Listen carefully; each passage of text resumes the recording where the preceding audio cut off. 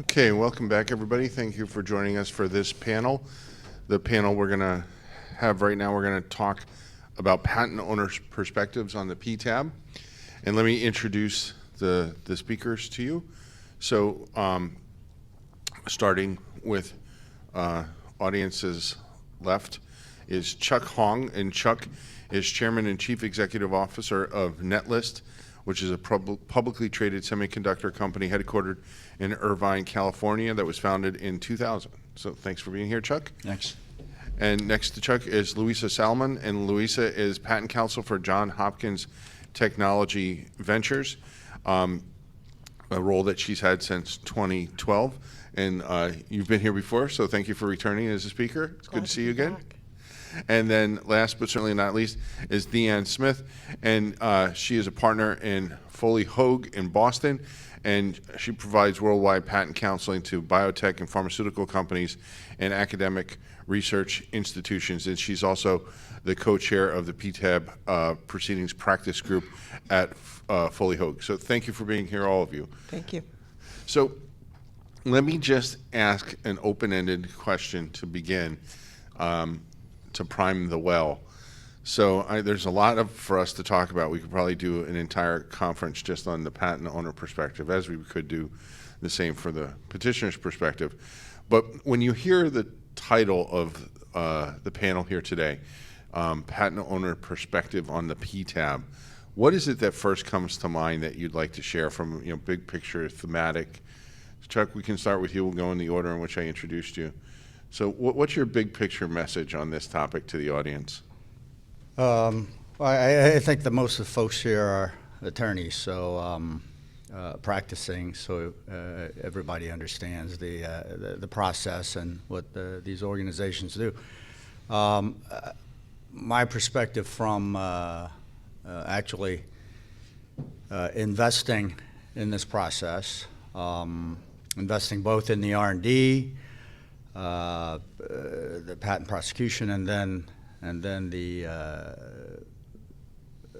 litigation and recovery. I think it's PTAB. We started a lot of this prior to the AIA. I think since the PTAB, it's created a tremendous risk, uncertainty. Difficulty in predicting the outcome, and it's just a second set of risks that's been created over and beyond the litigation risk. Mm-hmm. Okay, that's a good place to start. Louisa, from your perspective, what jumps to mind first that you'd like to share with the audience? Well, I think first of all, I would say that the title of the talk kind of gives me a little bit of solidarity in knowing that we're not the only folks that are facing this sort of uncertainty in how these proceedings affect our business, affect our peers' businesses. And I think that kind of theme of uncertainty is really what mainly comes to mind for me, because when we enter this process, we don't really know how it's going to go. There's not necessarily a clear pathway, and a lot of different things can happen along the way. And I think that, for us, for our peers, trying to control some of that uncertainty and bringing some predictability to a process that is inherently kind of unpredictable is really our goal. Mm-hmm. Okay. Great. It's interesting that you say that. I hadn't really thought about it that way, but I know when statistics first started becoming available, and I had written some articles many years ago about how certain art units just really were not allowing cases, like single-digit allowance rates.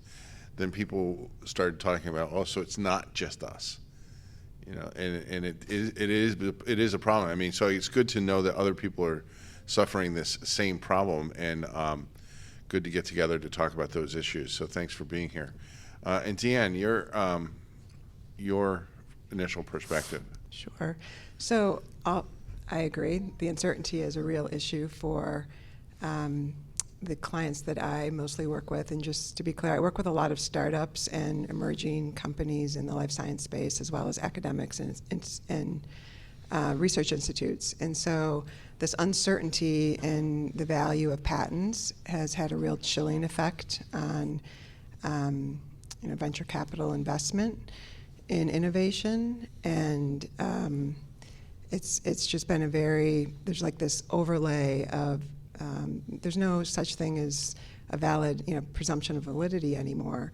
And so I get a lot of questions about why are we even filing for patents? Well, we have to file for patents in order to get the VC money often, but then you need some assurance that the patents are going to be valid. And so this uncertainty has really had, I think, a huge chilling effect on the investment in the startup emerging space in the life science sector.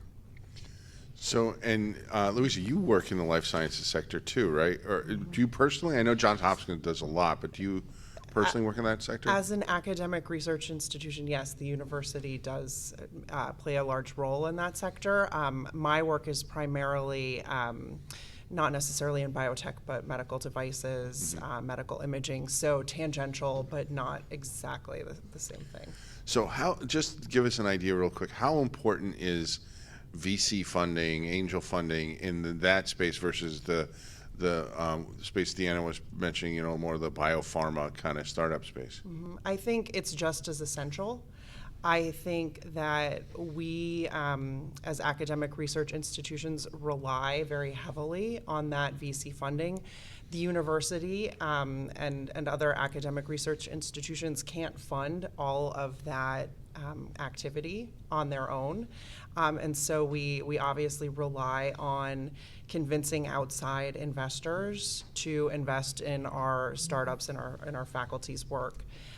So our business is not just sort of the traditional patent license product pathway that it had been very largely in the past. We're now very much also a startup engine, and those startups need patents. I think to DeAnn's point, then the VCs want to see IP, but it's also very difficult to convince them that the IP is strong because of the way that these processes work. So is it just that, like, you're, I almost don't even know how to ask it. It's like, I have in my mind, I remember Edison famously said, a patent is just a ticket to a lawsuit. And it feels to some extent like now investing in a startup is just a ticket to a PTAB proceeding. Is that your take on it, Deanna? Or DeAnn, sorry. That's okay. Yeah, I think there is that perception. I mean, I think it is, in a way, a ticket to a lawsuit. I mean, not always, but if the technology becomes valuable, then yes. Unfortunately, I think that's where it's headed. Mm-hmm. It's kind of I found it interesting over the since the PTAB, that, again, the VCs want to see patents. They want to see a robust patent estate. So that's a piece of this, right? Valid patents coming out of the patent office. And yet that same agency is then invalidating the valid patents that they just granted, which is a whole other side issue. But and so as things progress, I would say, with the funding, and things progress with the startup, maybe into an emerging company, the value of the strength of the patents and having, when I say robust patent estate, right, various claim scope, et cetera, there's just a lot more diligence on that piece of it. But I think we all realize the final outcome is likely an IPR, and the chances of losing, one or more of your claims is really high.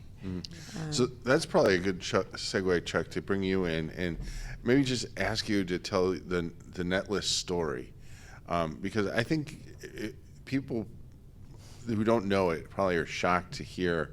Because if the ultimate goal at the end of the day is quality patents, robust patents, patents that have been vetted, it would seem that you should have been done litigating this issue a long time ago. So tell us, start where you want to start and tell us a little bit about the history of your trials and travails.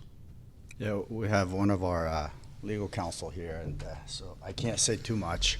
So he can always stand up and wave you off if you We start may to say have too much. one of our counsel from our adversaries as well, but I think we're public, so a lot of this has been disclosed. We're a products company that's been around 25 years, focused on high-end, high-performance memory, and we've created a lot of products which we delivered billions of dollars worth to IBM, HP, Dell, the biggest companies in the world, and that resulted. So it's a the IP it comes out organically, and that's how all of this is supposed to work. And if your IP is good, the biggest guys in the world will adopt it, and it'll become a big market. The fact that your patents are embroiled in this process is not in the IPR process actually means that you've got very strong patents. Mm-hmm. It's not the weak patents that go in the IPR. It's the ones that are contested. And a lot of this has to do with, I think, the process that was discussed in the prior panels. I think you have to put it into the context of who are the parties involved. We're relatively a small company going up against some of the biggest guys in the world, and the judicial process by itself, I think, is very helpful for them to wait it out, draw it out. They've got infinite amount of funding that they're going to throw into legal fees. And they look at this, the bulk of the people that come after them are NPEs, and we're not. We're an operating company, and yet the way they go about it is to treat everybody. So it's like the U.S. policy on dealing with hostages. You don't negotiate because you don't want to set a bad precedent, right? So you're going to litigate everything. So it forces you into that litigation. So, as to the PTAB, we've gone through the last couple of years. We've recorded 3 of the largest verdicts, district court verdicts, down in Marshall, in the Eastern District. Combined $800–900 million, 3 cases against multiple implementers, infringers, both validity and infringement, and yet a lot of the underlying patents that came out of there became invalidated. Some have survived final written decisions. But what's troubling is some of these patents have been in the IPR process for 15 years. There's a patent. Astonishing. And so you talk about what is the definition of serial challenges, and is there real abuse? Well, we've gone through that. A patent that has been tied to a $400 million plus verdict that has gone through multiple PTAB processes, which it survived, affirmed at the Fifth Circuit, and then yet allowed to be petitioned again. The director questioned the panel, well, should you not look at the RPI issue? And the panel said, no problem. They claim to be a supplier and have an obligation to indemnify, so therefore it's okay. And the same prior art, but a different angle to find, finally, after some 15 years, to invalidate. So, and this is a patent claims that the Federal Circuit has already affirmed. The The precise claim of the same patent. Mm-hmm. So it's not hypothetical or theoretical. This happens, and it happens because our patents are strong and read on very, very large markets that are strategic to some of the biggest guys in the world. Mm-hmm. And that's their game plan. That's their how they go about it. And I think the IPR provides yet another if they've not had enough in the toolbox, IPR certainly provides another set of tools to delay, to hold out, right? Mm-hmm. So it's a hold up versus a hold out argument that we can Right. talk about, but it depends on the parties. So Yeah, no, that's good. I mean, does anybody have any comments on that? I mean, Louisa, when you hear that story, I mean, what goes through your mind? I mean, it's kind of crazy to me that is something that happened. I mean, I don't think that was the intent of the AIA creating the PTAB to chill kind of the patent system in that way and chill your business. To me, it seems kind of antithetical to the point of having a strong patent system. I think we all want strong patents. I think that, you know, even the folks on the defense side of this issue would agree that we want strong patents, and they're very important. And I think that the way that this has gone, maybe, you know, it's sort of diminishing that value. And that, you know, I think is kind of scary to me as a patent holder. And, you know, I'd kind of like to see the pendulum start swinging back a little bit more towards neutrality. I mean, I don't think that we need to throw out the process, but we certainly need to investigate how to make it more fair and kind of even-handed. Yeah, you know, and the thing that goes through my mind when I hear this story in particular, and there's a lot of stories. Well, first off, let me just acknowledge, I do think the Patent Office and the PTAB have done a lot to get rid of these serial challenges that we're talking about in the last panel. But they do still exist. They do still come up, and so there is that delta. You know, so even if you solve for 90% of it or 95% of it, or I think, you know, Steve, the statistics you threw at me, if I did the math quick in my head, we're looking at a delta of maybe 7%, something like that, 6-7%. But that's a 6 or 7% that I do think reverberates through the community in a way that is unhelpful and unhealthy. The same way that we look at First Amendment, we won't tolerate any chilling of speech, because if you have chilling of speech, then people start to police themselves, and that's just antithetical to a First Amendment regime. And I wondered, DeAnn, if maybe you can comment on this, since you brought up the issue of funding, and Louisa, I know you deal with early stage funding too, so if you have thoughts as well, I'd like to hear. What kind of chilling does, like a story like Chuck just told, put on these investors? I mean, because if it could happen to him, it could happen to anybody. The fact that it doesn't happen to 93% of people, well, that's great. But the fact that it does happen to 7% of people, in a space like in the biopharma space where everything has to go right in order for anybody to make money. I mean, you lose money on 80% of what you do just because the science doesn't wind up working out. Can you talk about the chilling effect a little? Sure. So I think your question said a lot of what I would say about it. There's just a huge chilling effect in the biospace. First of all, you have to get through, you know, obviously the FDA. It's a long time before the patent is potentially going to be asserted.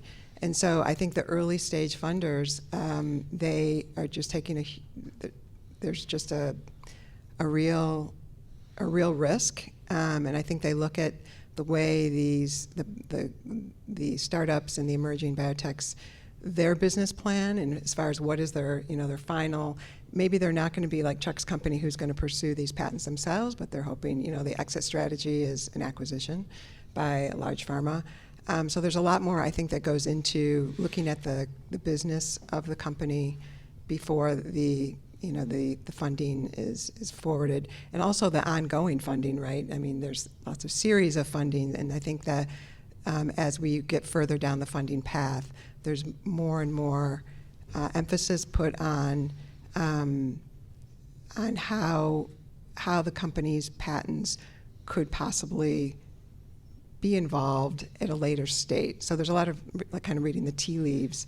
But overall, there's just a huge chilling effect. I mean, there just is. Could you talk a little bit about how long some of these companies have to exist on the funding before they even get anywhere near an FDA process in the first place. Like a decade or more often. So this has some real ramifications. Louisa, what do you see in the investors that you guys deal with your to stand up your startups? Yeah, I mean, I think I would echo what DeAnn just said, and I would add that in this space, we're already dealing with a smaller group of funders. It's not every funding firm that wants to play in this pool. It is a very difficult pool to play in. Not only do you have this kind of IP challenge, you need the science to work out, as you said, and also, at some point, you're going to get to the FDA part of the process, and that is not necessarily an easy hurdle either. So I think that, for a lot of venture and funding firms, that's not necessarily where they want to play. I mean, that is an investment that is not going to turn over fast enough for them to close their fund, for them to return, the expected investments to, their investors. And I think that makes it very difficult. And then if, we're also adding in this kind of question about whether or not the IP is even valid, even though, we supposedly have a presumption of validity. I think that just makes it even more difficult. I think it raises the barrier where there's already a high barrier. Mm-hmm. So let me ask you, DeAnn, what has this done, if you know, to like the acquisition? I mean, we used to see big pharma and big tech would acquire interesting smaller companies that had great research and good portfolios. I mean, is that at risk? Has it been at risk? Has it decreased? Is it? I don't know the statistics. There's still a lot of acquisition going on out there, but you bring up a good point, and so I think there's acquisition. And so I think patent estate is important, but also the data package that comes with it, the trade secret information potentially that comes with it, the expertise in the field that comes with it. So it's kind of, maybe the focus isn't as much on the patent estate as it used to be, which is unfortunate. And I think it's a US issue too, right? Like if you're looking at Europe, for example, where the patent system, in my view, and I think it's less risky, right? Patents still have this presumption of validity. You're seeing a different, higher value towards the patent estate, where in the U.S. I think the patent estate is now looked at more as part of the whole organic package that you're getting when there is an acquisition. But I think the acquisitions are still happening, and maybe and also the value of the acquisition, right? That's, I think, again, there's some chilling effect there. Yeah. So one of the things that during the pre-call you all talked about on some level in different ways was the uncertainty. Does anybody want to tackle that piece? I mean, Chuck, maybe we can start with you. You've been dealing with this for a very long time, and what has that done? What has that uncertainty done for you, Netlist? Yeah, I think, the prior panels talked quite a bit about this. I think last night when Judge Michel talked about, what does uncertainty do to innovation? I mean, we are effectively a products company, product development. So that's where the money should go, right? Versus putting it all into litigation. But a lot of that has changed. The uncertainty, I think, comes from, we're talking about PTAB here. PTAB itself is added element of uncertainty. So from a business perspective, it's, that's an uncertainty you have to deal with. But that uncertainty changes. The uncertainty is amongst the different PTAB panels, the uncertainty different under different management. Different PTO directors.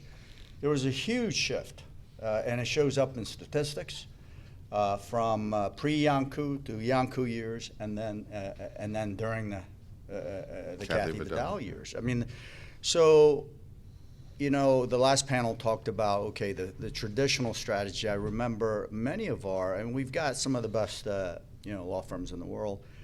Well, hold your best arguments in your back pocket in these, IPRs, preliminary, the poppers.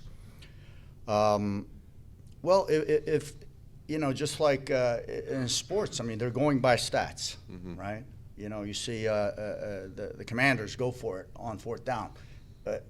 You would have never seen that. They do that. So if 1/3 of the time that if you can get 1/3 of the time non-institutional, which is not appealable, although you could have other parties challenge later, that's still better odds than getting it instituted and maybe having 15% chance of surviving at final written decision. So that uncertainty comes from the different leadership and how the PTAB changes over time, and we have to adjust our strategies accordingly. Not to mention, based on the specific patents that you're dealing with. So, Scott, I want to bring you into this conversation if I can as well, and ask you to put on your hat of representing the patent owner, and I'll do the same when we get to the petitioners panel later. I'll ask you to put that hat on, but feel free to respond to anything that's been said so far. But also specifically, it's come up a couple times today already, and yesterday a little bit, but mostly today, about the POPR and the strategy and the right strategy. What in your mind is the right dials or flips the switch? I mean, it always comes down to speaking to the audience. I mean, I think where a lot of patent owners get themselves in trouble, and it's not attacking them, but they're using the experience that they had, which is, well, I've made similar arguments attacking references individually, et cetera. In the district court, it's always worked. I've never lost on obviousness. And you make these same arguments, which is logical, based on your experience, but it's a different audience. And I think sometimes that's where you hear this is unpredictable. Well, it's unpredictable in that it doesn't work like the district court. But you need to know that going in and speak to the audience and speak to the technology and speak to the claims. And of course, patent owners are reluctant to do that because I may hurt my infringement case. And so there is this sort of mindset that I need to keep everything in reserve, and because that's how I play it in the district court. And from my perspective, if I've got a strong technical argument, the upside of me getting non-institution is far greater than worrying about I'm helping my adversary prepare for a deposition post-institution. So, to the extent I can make it and get my patent back, sometimes the arguments may be specific to dependent claims, in which case I'm not really withholding them. I just know they're not going to work now, so I'm going to use them later. And so I think a lot of times it's approaching the PTAB as if it's the district court, and then there's this frustration of, well, I got a different result because I used the game plan from the wrong forum. Yeah. DeAnn, do you see that as well, where there's a lot of you're almost playing a different sport between district court and the PTAB? Absolutely, I see that often, and I think the patent owners, there's a lot of education that kind of needs to go on with your client, the patent owner, about how this is a different forum, different game. But they often want to hold back, the best argument. They want to hold it back, and it's really just trying to get them to a comfort place. Yeah. Mm-hmm. Yeah, and also, and it's what you said about how they don't want to make that argument because it may impact their infringement case. I mean, the first time that came up to me in a situation I was dealing with, I was like, okay, well, there was clearly an error here. This is, they made a mistake. This claim is clearly, in my opinion, valid, but was not allowed to make the argument to win the validity argument because it would contradict what they were saying for infringement purposes. And, it's frustrating. I think, And I get it. It is what it is. It has to be. But I wonder sometimes whether would be an economy of having the same firm doing the litigation as doing the PTAB stuff. And I know in our space, and there's a lot of reasons why you might want to have different firms involved in different things, and and there's always this fear, which I think is overblown myself, and maybe you can comment on this as well, but about the loss of attorney-client privilege in one form might taint in another form. I don't see a whole lot of losing attorney-client privilege cases out there. Of course, it happens from time to time. But I just think a lot more could be gained by streamlining and all being on the same page and making consistent arguments and thinking it through from the get-go.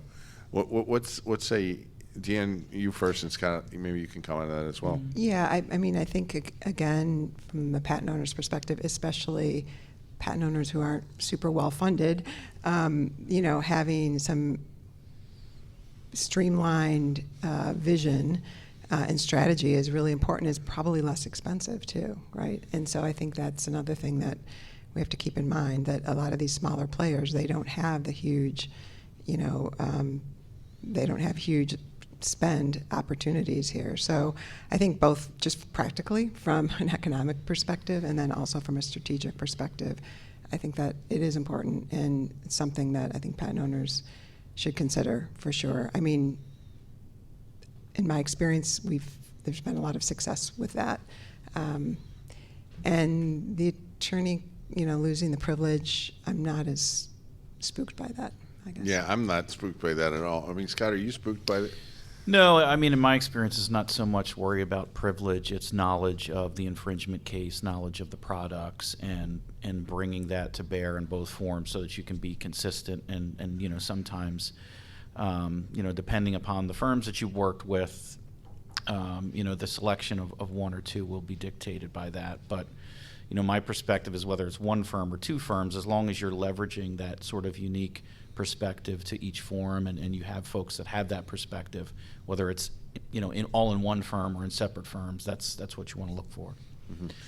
I do have a question for the panel, though. Given your experience with the roadblocks and the difficulties that the PTAB has presented, what, if anything, have you done in your prosecution or procurement practices to maybe learn from that or try to insulate? So, I learned this lesson, so now I'm going to maybe prosecute different or build my portfolio different so that when I get to the PTAB, 5-10 years from now, maybe I'll be in a better position. Well, that's, I think that's important. I mean, there's enormous learning that goes on through this whole process in terms of,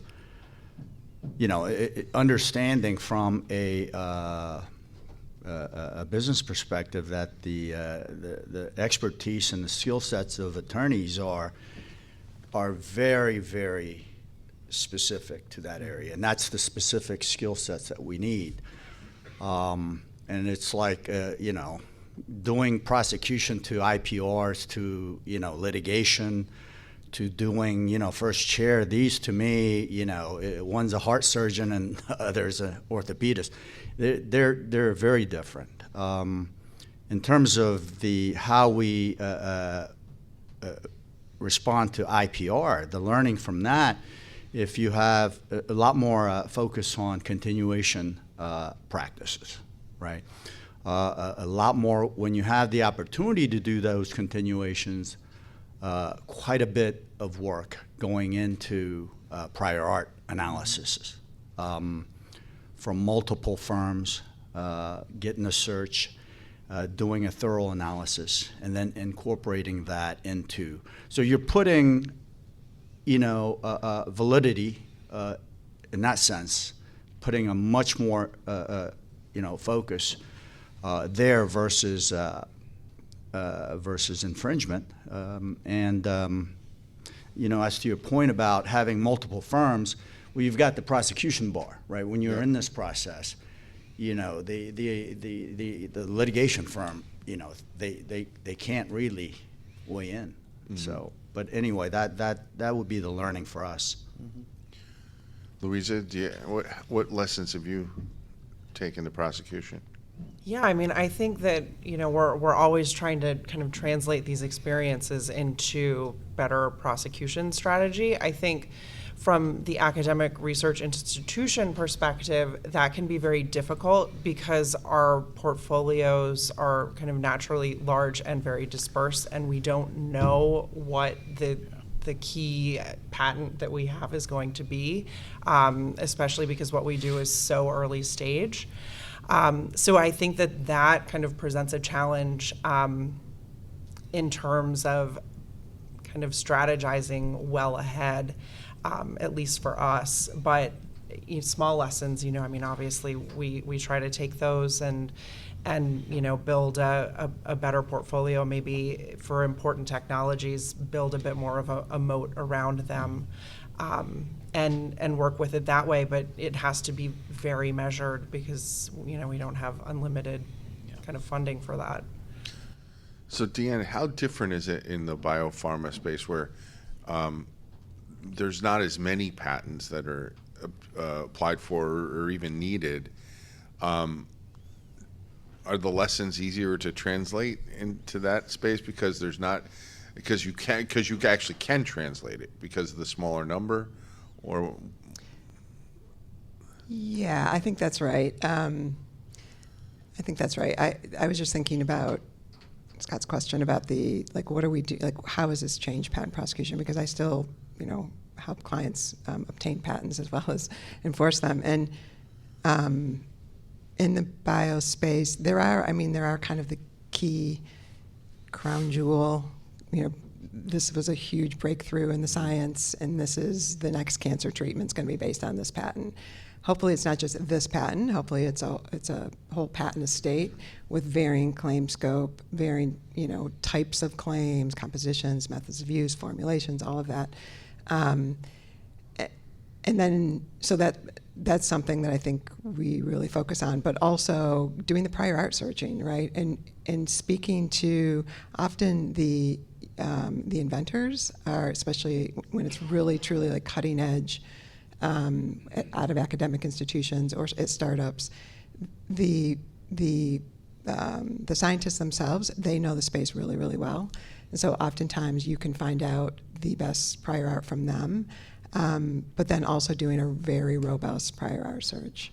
And then at the patent office you want to get your claims allowed, but you want valid claims to come out of the patent office. So to the extent possible, making sure the right art is being reviewed, right? I'd rather have it reviewed in the patent office than have it show up in an IPR. And so I think that's another thing. It's interesting, too, in the biospace, so 112 is a huge issue for us, right? Like that's where a lot of the focus is. But with the PTAB, we have to always keep in mind, the printed prior art is important. So let me ask you about, do you get called into prosecution and say, hey, can you take, with some PTAB eyes, a look at this and make sure that, we've crossed our T's and dotted our I's? Yes. Yeah. Does that happen a lot, or as much as you would wish it did, or does it happen with like the biopharma folks who have so much at stake and not maybe with others? For just personally, it's happened more with the VCs, right? Yeah. At a certain stage, they want to have a little more clarity. So it's still not even as much with the client saying. Yeah, I mean, I think the clients. I think there's a lot of that happens in-house, I would say. I'm an out-house counsel. So. Yeah. No, I mean, and I guess what I was just getting at is it seems like, well, I've said almost across the board, I think companies probably need to be getting less patents and spending more resources on the patents that they do get. Now, that was before, I always say that over and over and over again, before this last couple years where continuation practice has become under a microscope and prosecution laches has come up, and I just can't believe that prosecution laches means what these cases actually say it means. It can't possibly be 6 years prosecution is per se laches. I mean, because the examiners take a very long time. In a lot of cases, there's a backlog, and the backlog's growing. I mean, how many of you have seen patents that have a prosecution history of longer than 6 years? Everybody, right? Everybody's hand goes up, right? How many of you, like half of the patents that are litigated or do you work on, have a prosecution history of more than 6 years? 50% or more, yeah. I mean, this is a big, big deal. So I can't imagine, when we look back in a couple years, that it will be what the Federal Circuit has said it was when they were looking at some cases where there was maybe some abuse or perceived abuse or whatever. We don't have to go into those cases, but I think they talked with too big they painted with too broad a stroke. But that has some factor in this, I suppose, right? Does it affect, like, Louisa, your strategy? I mean, you're doing this at the very beginning. I mean, if you can't have a continuation practice and 6 years then you guys are kind of screwed. You're going to have to go in a different direction. I would say that we have a very robust continuation practice, regardless of, any concerns, because we have to. Like you said, what we're doing is so early, we often don't know what the product is going to be when the faculty are doing the science that is behind that.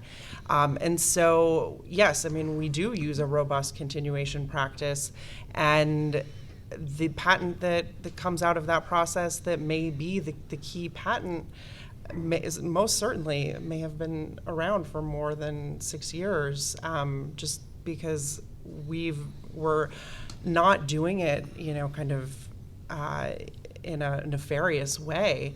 We're just trying to figure out what the key is, and we have to do that while also protecting our priority date. It's a very difficult calculus, I think. Yeah, and I think my experience also with representing academic and research institutes is that there's like many shots on goal, right? So you file a lot of there's a lot of great research, a lot of science, a lot of inventions. And then, so you file, and then you need that continuation process to see exactly what kind of is rising to the top, like where is the science really going, and what looks like it's going to be most commercially successful. Like at the beginning, it's all just great science, and there's great implications for various treatments for different diseases. But I don't know, it seems like lots of shots on goal, and then over time you see what out of that huge portfolio are you going to really focus on. Yeah.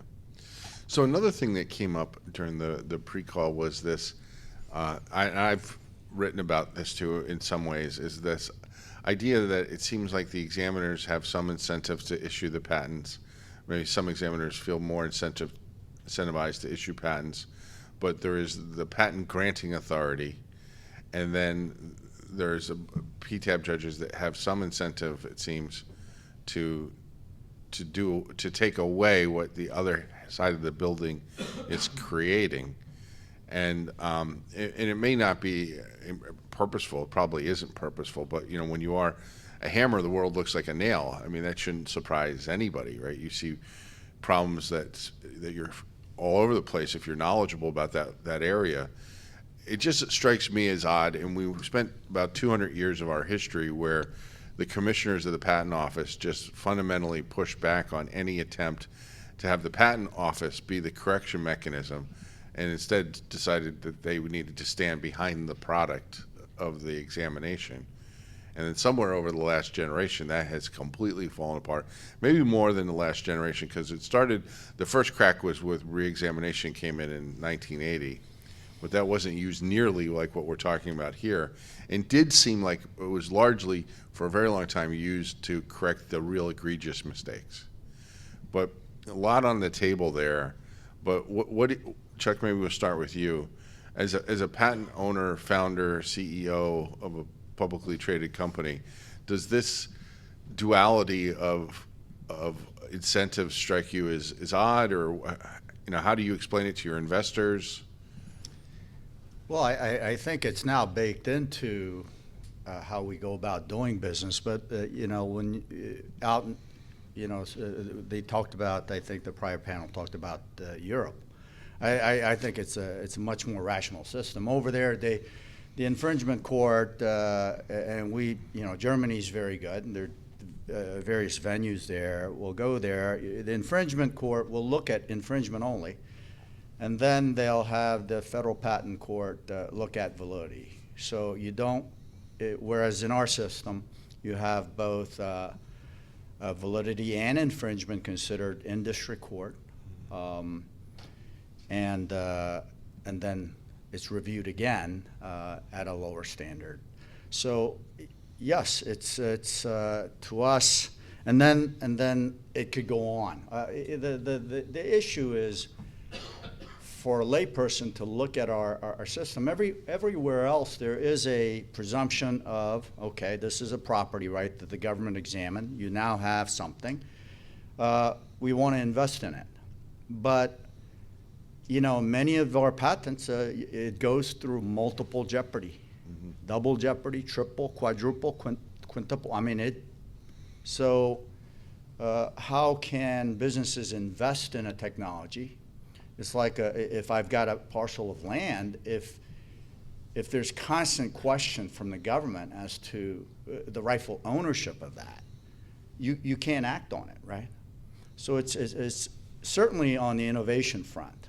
And over time, that's going to, patent system was designed for the smaller guy, the inventor, to be able to bring an invention, make it public, have the big companies propagate that to the benefit of the society. And that, what has worked for a long time, I think, was, if we don't, it's been irreparably reversed with the AIA, with the PTAB. Mm-hmm. Louisa, your thoughts on that? Yeah, I mean, I think that tension between the same body granting the patent and then also reconsidering the patent is certainly a challenge. I think it's kind of a messaging issue. I think it, in some ways, calls into question, what is the purpose of that patent if we're now kind of questioning its validity and its purpose. I mean, I think that tension is something that, we've always sort of dealt with, even with just, having district court litigation and re-exam kind of pre-AIA. You're always kind of thinking about, well, I need to get a patent for investment purposes. I need to get a patent for licensing purposes. And, there are other uses for that instrument beyond just litigation and kind of court enforcement. But now, now that we're thinking about it kind of in terms of real validity in the same body, I mean, I think that makes that calculus at the beginning very different. You're maybe not just pushing things through to actually have a patent. I think you have to really think about a lot of what's going to come down the road as well. I think it's a big challenge and something that we're always trying to kind of figure out. Mm-hmm. So DeAnn, what do you say about this? I mean, I'll tell you, my thought is it does feel to me like there's a little bit of almost like an arms dealer aspect to this. Like I'll sell you weapons, and then I know, Chuck, you don't like DeAnn, so then I come to you and say, hey, you know what DeAnn just bought? You probably want to buy some weapons for me too. And it feels to me like that's a little bit like, and I don't think that was the intent, but I think from the patent owner's perspective, it just looks bad. It looks, you made me go through a prosecution for 5-6 years. In some cases, new cutting edge technology easily could take 10 years with an appeal to the ex parte side of the PTAB. And I went through all that time and energy and money, and now you're selling the right to take it away to somebody else. It just feels wrong to me. Yeah, I think it feels wrong to a lot of clients too, especially when they're just kind of learning this game. And the one example I can give is I was helping an emerging biotech company with their patent budget, and so for several years, there was this budget for procuring patents, and now there's this budget for IPRs, and it's like, and if you think about it, the same agency who was charging the fees to get the patent and who promised to issue valid patents is now charging the fees and has this whole procedure to invalidate that same right. And so I think it's just hard, I think, often for clients to get their heads around that. And kind of picking up on what Chuck said too, you know, when I think about, you know, part of AIA was to have some kind of harmonization. You know, that's why we have first to file now, and to have some kind of forum to weed out the invalid patents. You know, I look at the system in Europe at the EPO opposition, which is I thought was going to be maybe a similar, you know, there's a way to weed out. There you have a nine-month window to file your opposition, and you have to be on top of it and be watching your competitors' patents as they come out.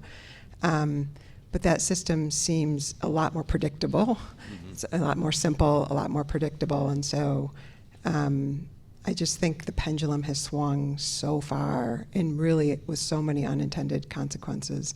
That's why we're all here today, right? Like there's this whole new area of law, and it just has huge implications for clients, for sure. Yeah. And I think it's funny because our PGR looks similar, really, in a way, to EPO oppositions, and no one uses PGR. Why would they when you've got IPR? Right. And I thought, so it struck me, I say this a lot, I thought when we were going through this AIA, we were going to try and streamline things, and it seems like we went out of our way to make it less streamlined than it already was, and that's almost hard to imagine that we've done that. And like we predicted, because of the different standards in the different tribunals, there would be cases where the Federal Circuit would say, well, the claim is okay coming up this way from this challenge, but the same claim on the same art is not okay coming up another way from another challenge, because we got to apply a different standard. And I know that doesn't happen a lot, but it does happen, and I do think it has tremendous chilling effect, because we're talking about the patent owner's perspective here, and correct me if I'm wrong, but you know, like a lot of these patent owners, they're like, Chuck, you're not a lawyer that does this every day. You're a businessman who is a founder of a company to make a product, and you're working with your CTO and constantly trying to improve the product and research. So some of this legal stuff, it has to seem just crazy. Yeah, I think, I think the intent back when the law was passed was there was obviously a lot of trolls, Mm-hmm. NPEs. Well, NPEs, I mean, NPEs play a role, right? Mm-hmm. You know, small inventor cannot go up against the biggest guys in the world if they have a great invention and it's adopted. So NPEs provide a role in the market as intermediaries. But there are trolls, obviously, and in the name of those guys, these bad actors, we were trying to weed it out through AIA. And I think, like a lot of laws in our country, it does go, we're a small public company, so for example, Sarbanes-Oxley, you had Enron and WorldCom, a handful of bad actors. It overcompensated way onto the other side, so that it's a huge cost for small public companies even today, right? So I think, for legitimate operating companies that actually contribute through their R&D and products into the market, this, patents are no longer really viable because I think, because of the IPRs. Mm-hmm. Yeah. I certainly feel that way. And I also feel like, I'll just say it, and this will upset some people probably, but I do think that, and I've shared this thought with some of you already, I do think that the patent owning community has not wanted to say, okay, who you are as a patent owner should affect your rights or your availability to process or that sort of thing. But I think the patent owning community has long since lost that argument. You know, like if we all in this room decided we're going to take whatever cash we can all put together, put it in a pot, then we're going to go out, we're going to look for a bunch of patents that maybe Google or Apple or Facebook could be interpreted as infringing, and then we're going to sue them. I think that would rub almost everybody the wrong way. Why? Because none of us, as far as I can see, are in the search engine business or in the social media business. What we're doing is it's just an arbitrage. We're just looking for an opportunity, and that rubs Congress the wrong way. It's the type of folks that then go after mom and pops because they bought a fax machine and all that sort of stuff. We lost that argument. Whether we should have lost it or not, we did. So the patent owners that then won't say, oh, well, it's a property right, it shouldn't matter. Okay, logically, I don't think it should matter. But guess what? It does matter. And as long as we are going to continue to have those groups of people in the boat with us, it's like an anchor. They're bringing the boat down. They're sinking the boat, the patent owner boat. And until we get to the point where we're willing to say, okay, hey, we're not them, these rules don't work for us, and that's why we're trying to have this conversation, I think. And so, and I would love to try and find a way to say, and I don't think those people are bad actors. They're some of them are. Some of them clearly are involved in the extortion. The people who come to you and ask for 25 grand to settle a patent litigation dispute, I think we could probably all agree they're engaging in extortion, and that's a different place in hell for those types of people in my opinion. But somewhere in between, I think we first got to solve for the easy solution, which is independent inventors, universities, companies like Chuck. They innovated, they're trying to make a product, or the research companies that their entire product is research. And then I also think we should have included in that group the investors who funded it. So like if we were to say we're all putting our money together to buy patents, are we investors? Yeah, on some level, but we didn't pay for the underlying R&D that led to that. And I think that if we looked at the group of people that we could solve this for, we would be way better off. And I just hope we start to do that. Any comments or reactions to what I said? You don't have to endorse it, because I know I just threw that on you guys right now, but we're down to the final couple minutes here before lunch, so maybe we could feel free to respond to me, or feel free to parting thoughts, final conclusions. But I can go down the row again, how I introduced you, Chuck. Do you have any last thoughts? Yeah, to that point, I think if you look at the current patent litigation, I think, what was it? The numbers are kind of stable last year, but fully half of them are NPEs. And so some of those NPEs are legitimate, others are not. But at the ITC, for example, where a venue that we've been to, they do. I mean, you have to have domestic industry. You have to be a producer. You have to have an alternative product that you're trying to do an import ban on. So, and then, as a public company at the SEC, there are different rules for the sizes of these companies. There are disclosure rules and compliance rules. So there are administrative agencies in law that do look at the characteristics of the party. But in the patent world, what happens is, if you're in front of Judge Gilstrap, he looks at, he's got the biggest docket, and he looks at all this. And he's got so many trolls that that we just kind of, the quality of his case, he'll look at, he's way more now, that court is discerning about the quality of the cases. And the deference that they used to not to pay to IPRs and the PTAB, we see that being, so there's a lot of changes that are being made, that a lot of unintended distortions in the system due to NPEs. Yeah. Well, what I would just say, and thanks for those thoughts. What I would just say is I don't want anybody to think what I'm suggesting is I agree with the domestic industry standard.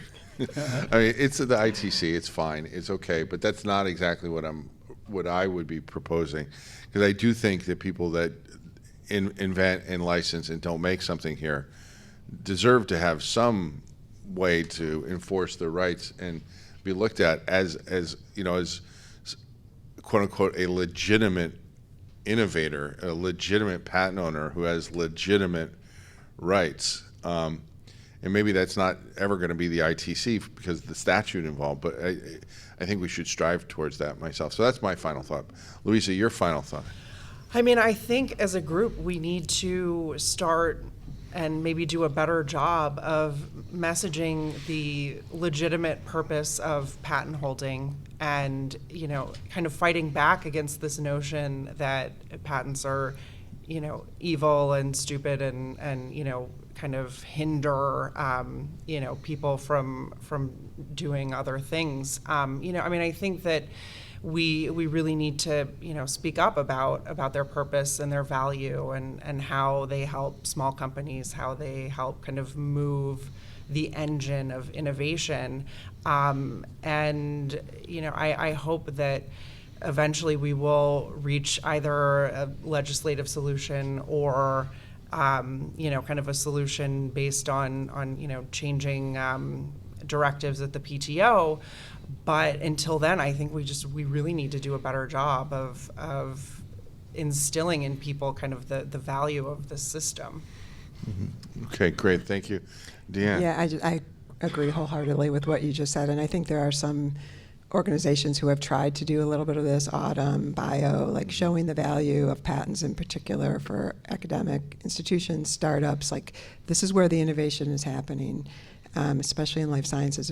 Yes, Big Pharma does awesome research, but a lot of it is happening in the startup academic community, and we have to have patents, strong patents to protect that. Yeah. No doubt. And I did lie. I'm going to have one more quick thought here. Just to, I don't know how many of you saw this. I went home last night after we left here, and I did put on the news just to see what was going on. And if you recall, one of the things Judge Michel said yesterday was this may require China to come up with some kind of really great, amazing innovation that just scares, my word, the bejesus.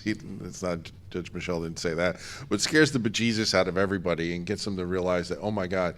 And then sure enough, I sat down, and maybe some of you have heard about this, but the markets went a little bit crazy yesterday because of DeepSeek, which is a Chinese startup in the AI space that is apparently, there's some question, I guess, as to whether the claims are actually correct or not, because if they're correct, it's pretty amazing because they're not using the cutting edge chips.